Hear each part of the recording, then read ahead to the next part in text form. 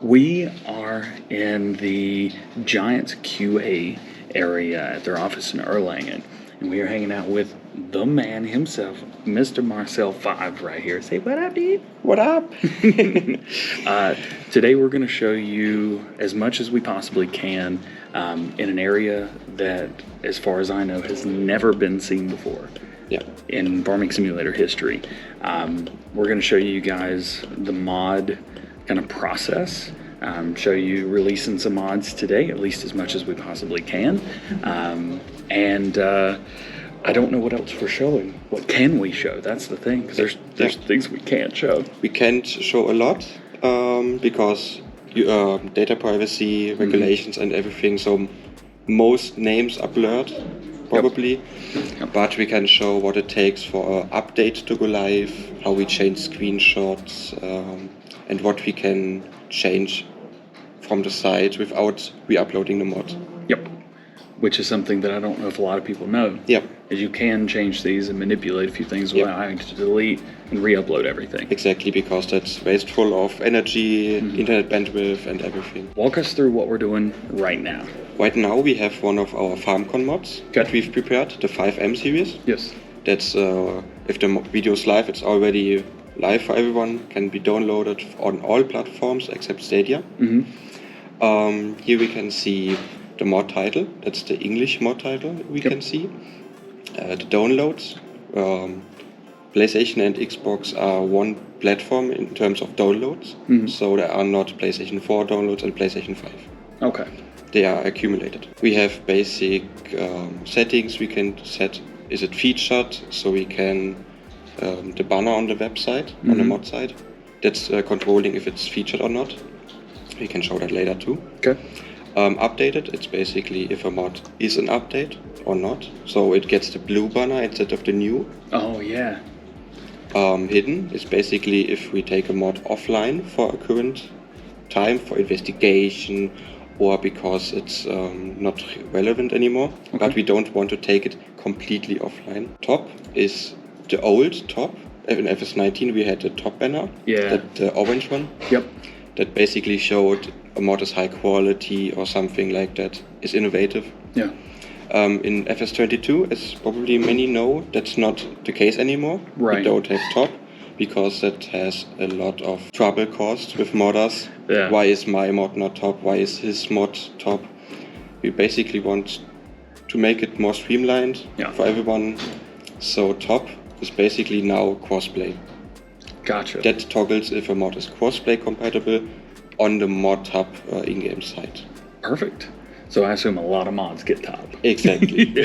Right now, that's causing a bit of confusion as modders see the top status in the back end. Right. Because it's only updated in the front end. Okay. We're working on that, but that's not a high prioritization. So understandable, saying at least a little bit of what you guys have done for the past few days. Exactly. It is going right over my head, and I do mods for a living. Yeah, that's your job.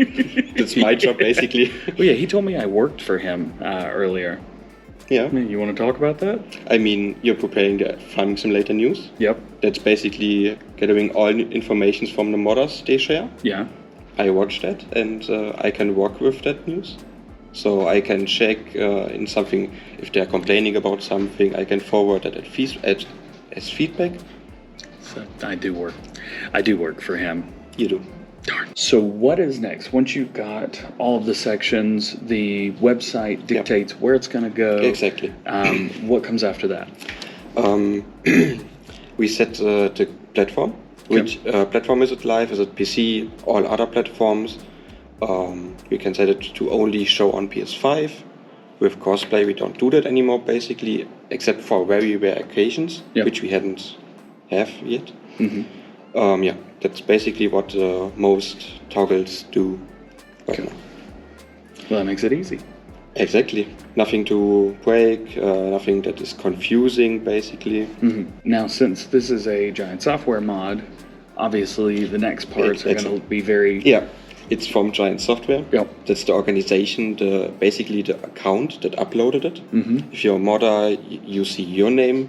I see your name there. The other one is if there are collaborations, like in the past, if modding teams work together on a mod, Yep. we can set both as being shown. So both of their logos would be shown. Game title, basically, toggles which game the mod is going to be live.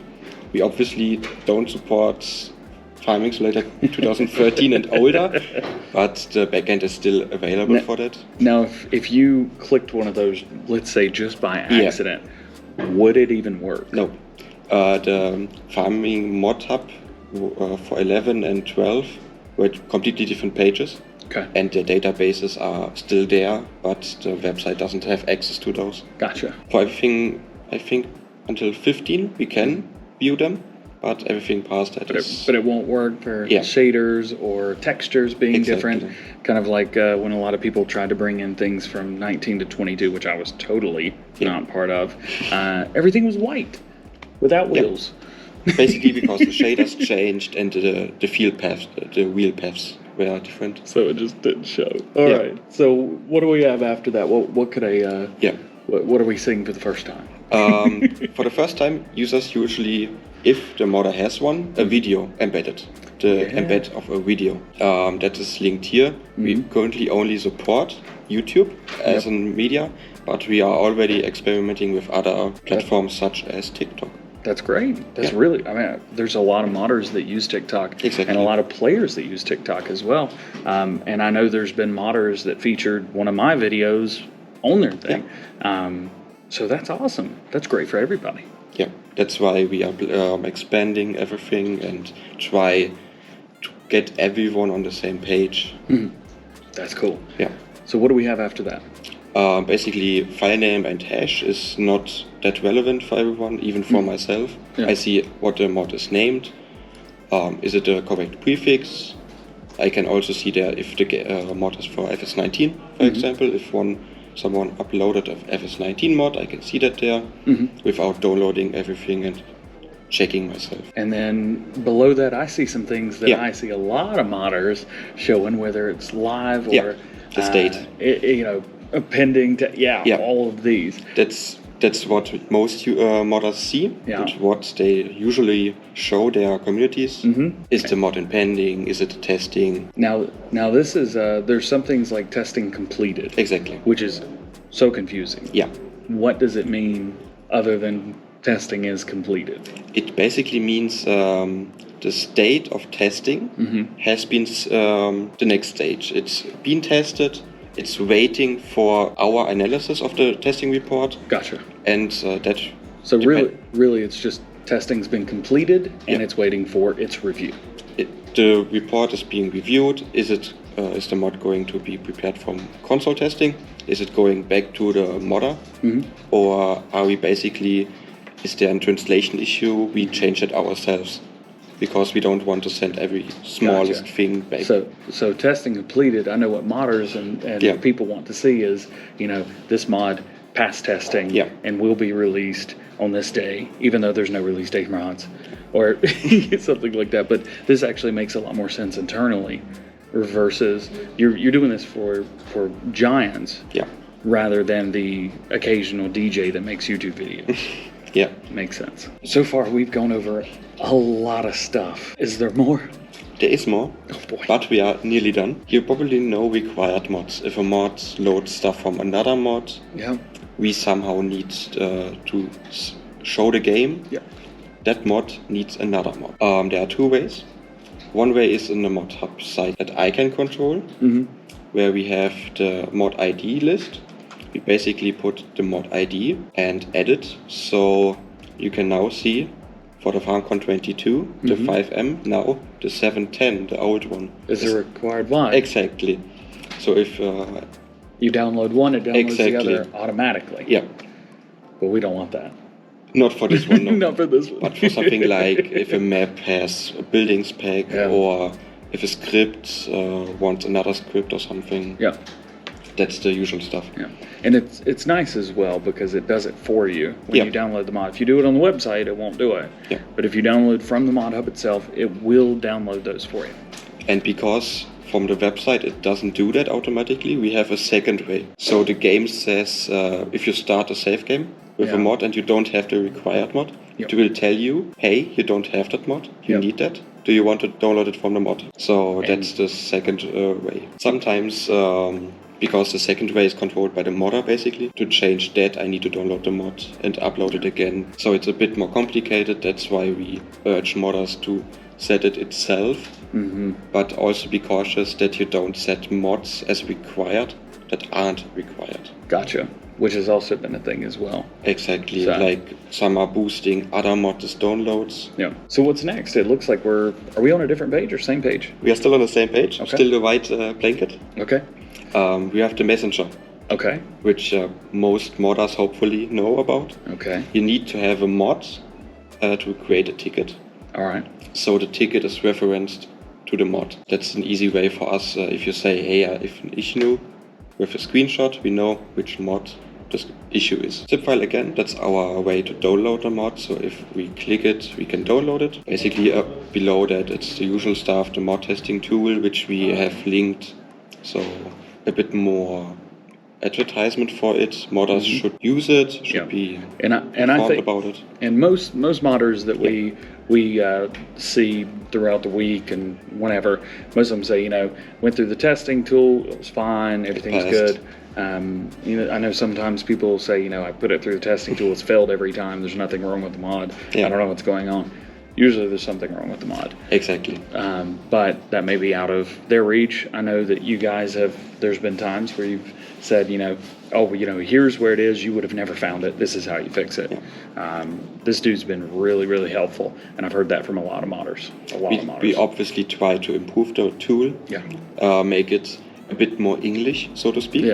Not too technical, understandable for even a beginner modder. Yeah, and the testing tool hasn't been around very long either.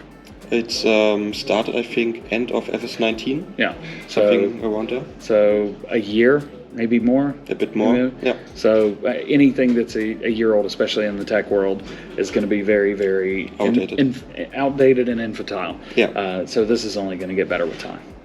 Exactly.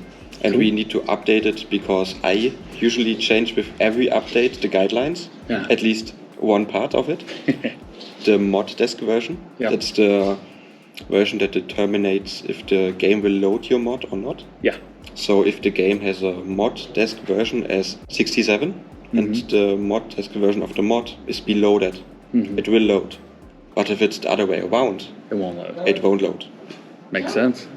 So what do we have next? What do we see? The screenshots right here, pictures? We see the mod icon foremost. That's basically the icon that's loaded from the zip file and converted into PNG automatically, so the website can use it and I can see it. And then below, it looks like we've got some very basic stuff and very understandable stuff. Mod title, English, German, French. French because we had in the past Focus publisher. English and German is a requirement for every mod. The version, self-explanatory. We start with a 1. Usually there are some occasions where we allow a different number to start, even if it's a new release. Like a course play, for example, it was like that version. 7 points. Yeah. I remember looking at that going, I don't know if this has been out for a while or not, but we're getting it now. It's been out. It's been out since Farming Simulator 11. Yep. So it is not only version 7 of course play for it's just the mod that just keeps getting updated. Yeah, it keeps being tracked along. And I love that as well. I know a lot of modders have brought over things from 17 and 19 into 22. And I like that, it's the same mod. It's having to be redone a little bit to bring it into the next game, but it's the same mod. And it's nice to kind of see that. We're like, I remember using this 4 version, here it is, new, got it, cool. Users that had played with it in the past will instantly know how it works. But they usually, with every convert or something, they bring fresh stuff, new features. As we and our game develop, they develop their mods too. Perfect. And then we've got categories, small tractor, not set. Exactly. Basically, 1 is enough. We have every category that's on the Modhub. Not everything that's in the game. Some are duplicates. Forest machinery, as an example, is a vehicle category and a tool category. so we don't need 2 of them here. And then screenshots? The screenshots. Yep. Yeah. So minimum of 3, maximum of 6? Exactly. Yep. Minimum of 2 for prefabs. That's the only exception, otherwise it's free for Gotcha. FS22 mods. And gives you guys an idea of kind of what's going on. Plus, the Modhub shows 3 screenshots at the very bottom when you download a mod. Yeah. And in-game you can even view the other frees. If you Yeah, click enlarge it. it and you can... He's reminded me of that a couple times. Yeah, because most don't know about it. Yeah. But it's handy if you want to know more about a mod. The text isn't too helpful, but there are more screenshots available. Yeah, I use those a lot. That's basically And that's the the... mod side Perfect. in the backend. We are getting to the part, I think, where most people have been waiting on. Setting a mod from Testing completed, basically, testing completed, pending release, Yep. as it's showing right now, to live. to giving the people what they want. Yep. But this one's not first. This is not first, but we take it as an example. Okay. Because it's the best example we can have. It's a best map. example. It's the Yep. most complicated, basically. And it's from Kaz, which is super cool. What up, dude? Yeah. So it was in console testing. That means the PC flag has been disabled, Okay. which we now enable again. Okay. API testing is basically so the mod shows on our consoles, not on the retail consoles. Okay. And these are consoles that you use to test with. Yeah. Gotcha. And top, because as explained, it's crossplay now. Yes. That's the things we need to set, otherwise it will not show or be only on consoles, not on PC. Then I saved it first and foremost, and then I look through everything. Is the title fine? Is the description okay? Are there not major issues? If there are, I switch them, I change them. Manufacturer, usually I set that to none For a map. for a map. Yeah. Or if there are mods which it misspelled, capitalized differently, I change that too. So it's unified. Yeah, it's the same Yeah. all the way across the board. So you could use the search and get a result that fits. Sometimes search isn't always easy. The in-game search is better than the website, but we're working on it. There you go. Hey, that's a good answer. Categories, obviously, it's a map. It's We a map. don't need to set anything else, unless it has like extra mods inside the map. Now, would something in the future, maybe map and then country or location, maybe fictional? We are option American? planning to do like tags you can set, Okay. like hashtags or videos. You can set the tags. Okay. So unrealistic, the region. So things that help the player a lot. Yeah. Like, what's the most unrealistic map on Modhub? 2-wheel drive, 4-wheel drive, Here's such a- things. Cool. Oh, that's awesome. It's in work in progress. We don't have an ETA yet.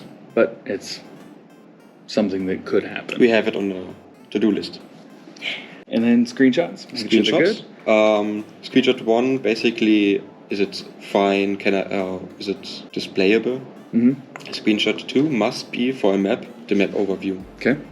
There's a lot of creative freedom, but it should show the map as huge as possible. Okay. Because even with enlarged screenshots on console, if you're far away from the TV, it's still tiny. Also, there's tools for modders out there. I'm not sure if they're Giants tools or not, but I know there's at least 1 or 2 tools out there that modders can use to create a really high quality PDA of their map. So There are tools, tutorials that haven't broken or changed anything since a lot of games ago. So it's out there, easy to do. Yeah, Perfect. there's no excuse for having a bad PDA. Rest are just pictures of the map, fun stuff. Yeah, no HUDs, no. If there's a HUD, there's not German or something. It must be English. If everything is fine, I have nothing changed. I set from pending release to live.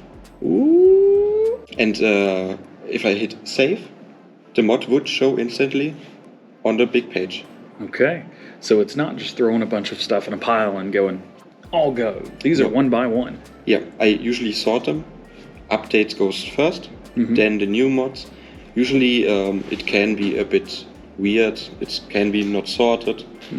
That has multiple reasons. But usually they are sorted. They are ranked based on popularity. Yeah. and maps are usually at the last because there are not a lot of maps. Players want maps. Yep. And they are the most attractive to the players. And I'm sure there's YouTubers out there that are very grateful that you put these in order. I bet they are. So, can we make a mod go live? We can. Because I think there's a lot of people that are waiting on me right now. Yeah. I usually close all, I open all in new tabs, all pending release mods, and I close all that are not an update. Today probably are a lot of updates, 6 updates, so it will take a bit. The tractor, so it goes pretty far behind. It could be argued what should be higher priority, forestry harvester or tractor, depends. That's an update, so it doesn't really matter. Okay. It's usually on the second page then anyway. Map, edit back, windmill, it's a placeable where we add a font. Okay. And the script, even all the way. Yeah. Cool. Yeah, then let's set the update live. Let's set the update live. We download the mod, load up the file that's currently live, or the mod ID, and we copy the file name and set it to testing. Now the mod is offline, we can edit it. So the mods don't just go boom. Nope. They are removed and then added back. Yeah. Okay, cool. We upload it. It's different mod, technically. We could basically took another completely different mod and set it as that mod as an update. Gotcha. We shouldn't do that, but that basically allows us for the game to know it's an update and to re-download the file, because you can't have multiple files with the same name. So we rename the file and upload it again. No major changes. Depending on what, if it's a console mod, I usually let it go through the slot count calculator again. Yeah. So that determines how many slots it's gonna use. Okay. That's automated, but best to be safe and do it again, because if you do it again, the same will be the same result. But I won't have any issues later on where the system complains the mod's slot count is not set, or it's the wrong slot count on console. Gotcha. I understand. Yeah. After uploading, we upload it to our CDNs, our content distribution network, where the mod goes to all of the servers worldwide. That usually takes a bit. For updates, it's not that long. With that, we basically toggle updated. With the blue marker on there? Yeah. I can show it. And those disappear after about a week or so, right? They do, yeah. Yeah. Do they disappear on their own, or is that something you have to do? That's automatic. Oh, that's easy. Yeah. That's nice. It's not now live. You can look at the mod site. As you can see, I didn't set update. Right. So it shows as new. Yeah. But it is an update. So I just toggle updated, set it again to save. And if I refresh the page, it's updated. That's cool. I do this for every update, for every new mod, and everything in between. So I think we've got a whole lot longer amount of time to get all of these mods done. So let's do all of that real quick. Let's get the mods online so people can play with them. And so you can do your video.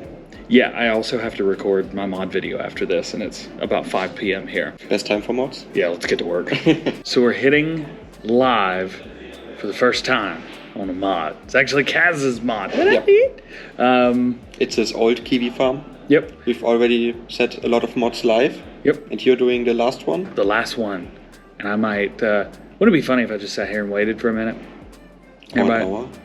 1 hour? Oh, we could actually go do the mod video and come back and then you can actually set it to review, so the modder gets it back. All right. I don't think I can actually show you guys this, but... I mean, you can take the camera and show them. Let's do it. Hit the button. Yep. Good thing.